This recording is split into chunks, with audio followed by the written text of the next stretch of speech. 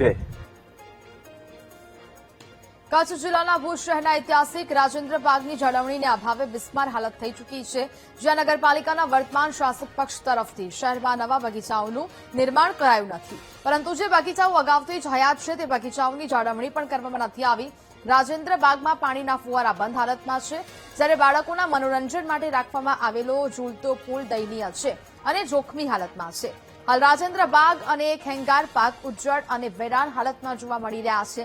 સ્થાનિક કોંગ્રેસ પ્રમુખે નગરપાલિકાના વર્તમાન શાસકો પર ભ્રષ્ટાચારના આક્ષેપ કરતા જણાવ્યું હતું કે નગરપાલિકાના ચોપડે તો બગીચાઓની જાળવણી માટે લાખો રૂપિયાનો ખર્ચ દર્શાવવામાં આવે છે, પરંતુ હકીકતમાં આ નાણાં ભ્રષ્ટાચારી શાસકોના ખિસ્સામાં જાય છે।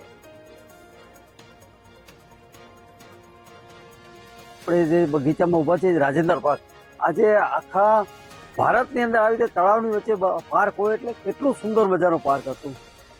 હાલ નગરપાલિકાએ 50 લાખ રૂપિયાથી ઉપર વધારે રકમના કામ કરાવ્યા છે।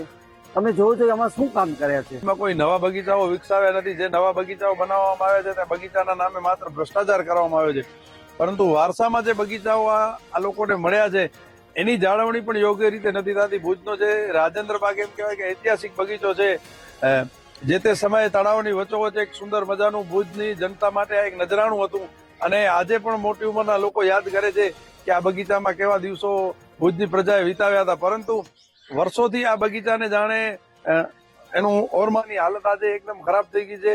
અહીંયા કોઈ જાળવણી નથી। ભૂતકાળમાં કરોડો રૂપિયાના ખર્ચે આને વિકસાવવાની વાત હતી, એ ટેન્ડર આપવામાં આવ્યું હતું, પરંતુ કોન્ટ્રાક્ટર માત્ર પૈસા લઈ ગયા, કામ થયું નથી।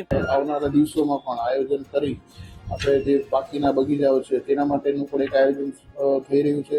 પદનસિંહ પાર્ક છે, હોસ્પિટલ રોડ આપણે જઈએ ત્યાં કને, તો ત્યાં કને એક સરસ મજાના ચિલ્ડ્રન માટેનું એક પ્લાન્ટ છે એનું આયોજન કરી રહ્યા છીએ।